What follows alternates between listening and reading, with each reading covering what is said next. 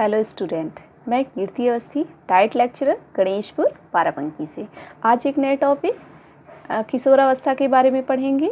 देखिए, ये शैक्षिक दृष्टि से, सामाजिक विकास की दृष्टि से, संज्ञानात्मक विकास की दृष्टि से, भाषाई विकास, नैतिक विकास, चारित्रिक विकास और भावी जीवन के व्यवसाय की दृष्टि से महत्वपूर्ण अवस्था है। तो जब इतनी महत्वपूर्ण अवस्था है तो इससे हमारे विकास या बाल विकास से कई सारे क्वेश्चन भी बनते हैं। तो आइए जानते हैं कि किशोरावस्था की कौन कौन सी विशेषताएं हैं। देखिए, सबसे पहले किशोरावस्था को एडोलसेंस कहते हैं।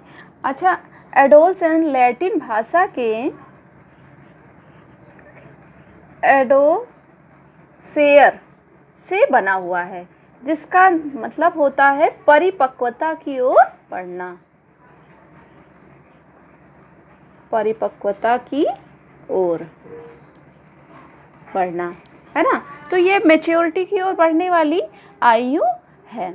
एक बहुत ही फेमस परिभाषा है, आप सबको पता है, किशोरावस्था बड़े ही तनाव, तूफान और संघर्ष की अवस्था है। किसने कहा है ये? एकदम सही जवाब स्टैनले हॉल ने।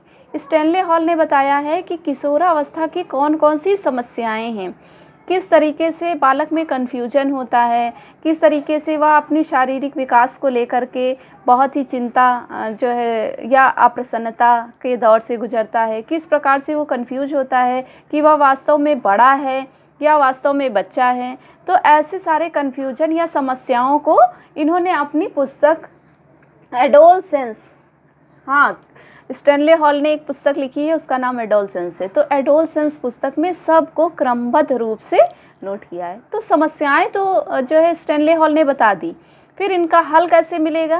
तो इनका हल मनोवैज्ञानिक हल ने दिया है, द प्रिंसिपल ऑफ बिहेवियर पुस्तक में। और उन्होंने बताया है कि किशोरावस्था की जितनी भी समस्याएं हैं उनका समाधान किस प्रकार से होना चाहिए। इसके साथ ही जो है किशोरावस्था की कई सारी, जैसे इसकी कई सारी परिभाषाएं भी दी हैं। जैसे कहा गया है कि प्रौढ़ावस्था की ड्योढ़ी है, तो ये किसने कहा है? कुल्हन ने। इसी प्रकार से और कई सारी परिभाषाएं हैं। तो परिभाषाएं ही विशेषताओं के रूप में सामने रख लेते हैं तो सारी चीज़ें स्पष्ट हो जाएंगी, है ना। तो सबसे पहले देखते हैं हम, देखिए, किशोरावस्था जैविक एवं सामाजिक स्थिति में संक्रमण काल है। ऐसा किसने कहा है? आशुबेल ने। तो इसको नोट कर लीजिएगा अपनी कॉपी में। किशोरावस्था को जैविक और सामाजिक स्थिति में संक्रमण काल क्यों कहा जाता है? जैविक स्थिति मतलब शारीरिक विकास की बात हो रही है, तो कई सारे इंटरनल ऑर्गन्स होते हैं जिनका यह जो है परिपक्वता की ओर बढ़ते हैं। और साथ ही सामाजिक स्थिति में भी संक्रमण काल है, मीन्स उसकी सामाजिक स्थिति भी क्लियर नहीं होती है, इतना कंफ्यूज होता है। क्योंकि कभी तो पेरेंट्स आकर के डांटते हैं, अभी तुम बच्चे हो, तुम्हें ऐसी बातें नहीं करनी चाहिए। कभी कहते हैं तुम इतना भी नहीं समझते, इतने बड़े हो गए हो। तो ऐसे में क्या होता है कि बालक में कन्फ्यूजन हो जाता है कि वाकई वो बड़ा है या छोटा है। इसी की जो है दूसरी विशेषता क्या है? तनाव, तूफान और संघर्ष की अवस्था। अच्छा, तनाव क्यों होता है? क्योंकि जैविक और सामाजिक स्थिति में संक्रमण काल चल रहा है, तो ऐसी स्थिति में तनाव डिप्रेशन में आता है। तूफान मतलब जो भी इसके विकास हैं वो बहुत तीव्र गति से होते हैं, तो इस कारण तूफान। और संघर्ष की अवस्था मतलब अपनी आइडेंटिटी से ही संघर्ष कर रहा होता है। तो ये किसने कहा है? फिर से एक बार रिमाइंडर, स्टैनले हॉल ने। फिर उसके बाद है समस्याओं की अवस्था। चूँकि इतना सारा तनाव, तूफान, संघर्ष, जैविक सामाजिक स्थिति में संक्रमण चल रहा है, तो ऐसे में ये समस्याओं की अवस्था भी कही जाती है। फिर अधिकतम विकास की अवस्था। अच्छा, यहाँ पर एक जो है कन्फ्यूजन रहता है स्टूडेंट के अंदर कि तीव्रतम विकास और अधिकतम विकास को लेकर के। देखिए, शैशवावस्था, जब तीव्रतम विकास पूछा जाएगा तो क्या होता है? शैशवावस्था आंसर सही होता है, क्योंकि वहाँ पर तीव्र गति से विकास होता है। लेकिन यहाँ पूछा जा रहा अधिकतम विकास, यानी कि टॉप। देखिए, शारीरिक विकास, लंबाई, ये सब क्या होता है? अधिकतम पूर्ति हो जाती है। फिर किशोरावस्था जहाँ पर समाप्त होगी वहाँ पर लंबाई बहुत माइनर बढ़ेगी लंबाई में वृद्धि नहीं होती, सिर्फ वजन में वृद्धि होती है, मसल्स बनते हैं और सारी चीज़ें दिखाई देती है ना। तो ये अधिकतम विकास की अवस्था है। इसी प्रकार से मानसिक विकास को भी देखा जाए तो भी यह अधिकतम विकास की अवस्था है। अच्छा, जो है मानसिक विकास की बात तीनों जो है पिछली तीनों अवस्थाओं में नहीं की गई थी। देख लेते हैं एक बार। जो है 80% मस्तिष्क का विकास शैशवावस्था में 5 वर्ष की आयु तक हो जाता है। फिर उसके बाद दूसरी अवस्था आएगी आपकी, वहाँ पर बाल्यावस्था, वहाँ पर 90% मानसिक विकास बालक का हो जाता है और यहाँ पर 95% मानसिक विकास किशोरावस्था तक हो जाता है। मीन्स अधिकतम, बाकी के बचे हुए 5% का विकास पूरे जीवन काल होता रहता है। यानी कि इस अवस्था तक आते आते बालक का मानसिक विकास, तर्क शक्ति, चिंतन, ये सारी चीज़ों का अधिकतम विकास हो जाता है। फिर भी निर्णय सही नहीं हो पाते हैं। इसका क्या कारण है? क्योंकि अनुभव की कमी होती है और बहुत ज़्यादा एनर्जी और सामाजिकता का अभाव या सामाजिक व्यवहार में सामंजस्य ना होने के कारण सही निर्णय नहीं ले पाता है। अच्छा, फिर उसके बाद है प्रौढ़ जीवन की तैयारी। यानी इस आयु में ही बालक जो है डिसाइड कर लेता है कि उसे आगे चल कर के क्या बनना है, किस प्रकार के जो है उसे व्यवसाय को ग्रहण करना है। फिर उसके बाद है समायोजन का अभाव। चूँकि बालक किसी के साथ समायोजन नहीं करना चाहता है, उसके अपने नए विचार, नैतिक मूल्य, इन सब की अपनी जो है एक क्या कहते हैं दुनिया क्रिएट करता है। और जब ये नैतिक मूल्य जैसे ईमानदारी है, सच बोलना है, ये सब जब व्यवहारिकता पर खरे नहीं उतरते हैं तो वहाँ पर समायोजन का अभाव सा दिखाई देता है और बालक अपनी दुनिया और जो वास्तविक दुनिया है इसमें काफ़ी डिफरेंस देखने लग जाता है। फिर कल्पना की प्रबलता और बाहुलता। इस समय बालक काल्पनिक जीवन जीना चाहता है।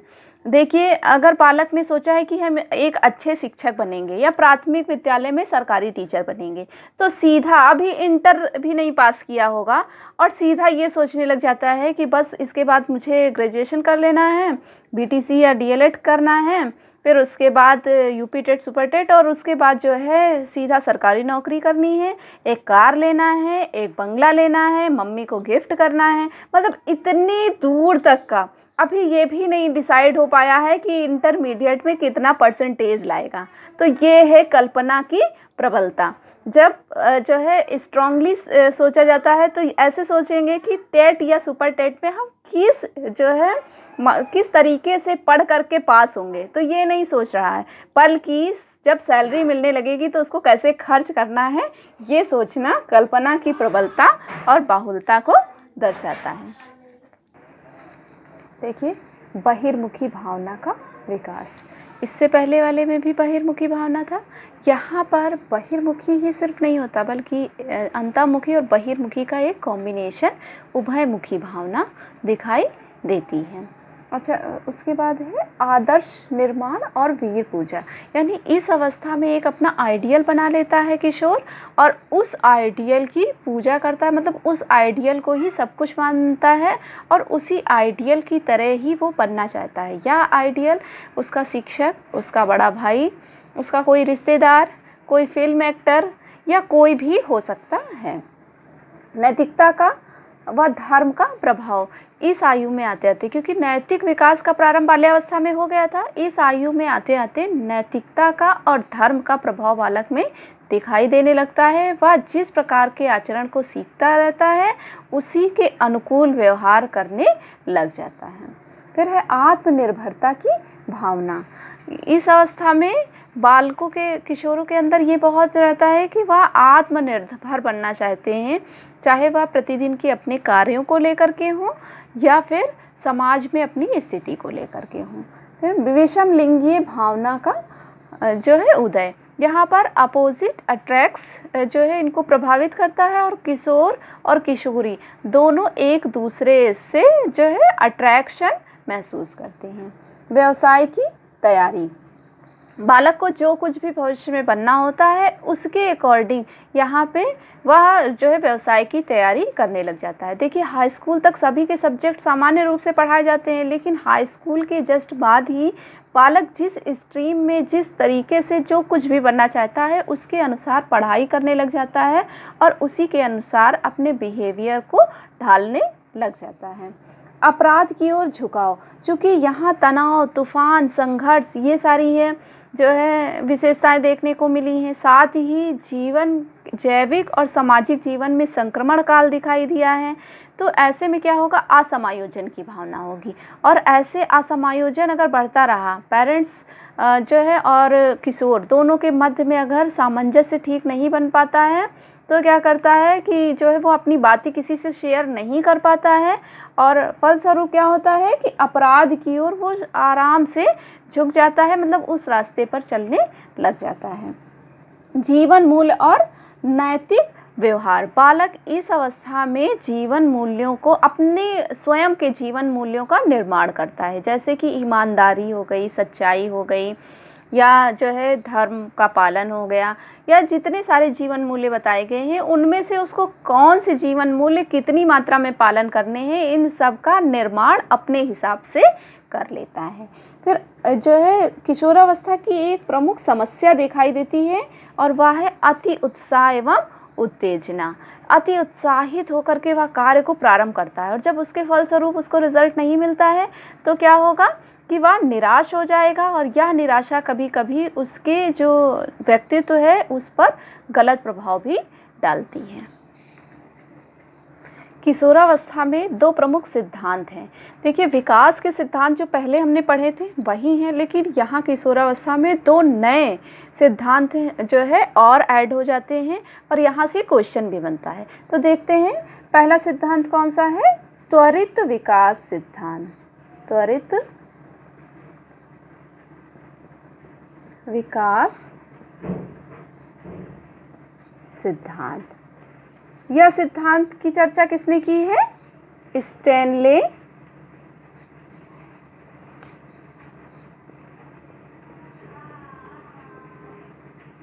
हॉल ने। यह सिद्धांत क्या है, त्वरित विकास यानी एकदम से। तो देखिए शारीरिक विकास भी एकदम से दिखाई देगा। बालक की लंबाई देखिए बाल्यावस्था में एकदम धीमी धीमी बढ़ रही थी और अभी 12 वर्ष से 14 या 15 वर्ष में एकदम स्पष्ट अंतर दिखाई देने लगता है कि बहुत ज़्यादा बढ़ गई है। तो यहाँ पर जो भी विकास होंगे वो एकदम त्वरित, जैसे लगता है कि अभी कल तक तो एकदम छोटा बच्चा लगता था 13 वर्ष तक की, और 14 वर्ष में अचानक एकदम बड़ा जो है किशोर दिखने लग गया है। तो ऐसे जो भी, ये तो मैंने एक उदाहरण बताया है, इस तरीके से जो भी उसके विकास हैं उसमें त्वरित दिखाई देता है लक्षण। तो स्टैनले हॉल ने कहा है एक परिभाषा के रूप में कि बालक में जो भी परिवर्तन होते हैं वह छलांग मार के दिखाई देते हैं। अच्छा, दूसरा है क्रमिक विकास सिद्धांत। क्रमिक विकास सिद्धांत।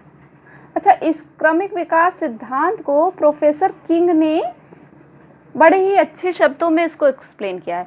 क्रमिक देखिए नाम से ही पता चल रहा है, क्रम के अनुसार, है ना, क्रमिक विकास।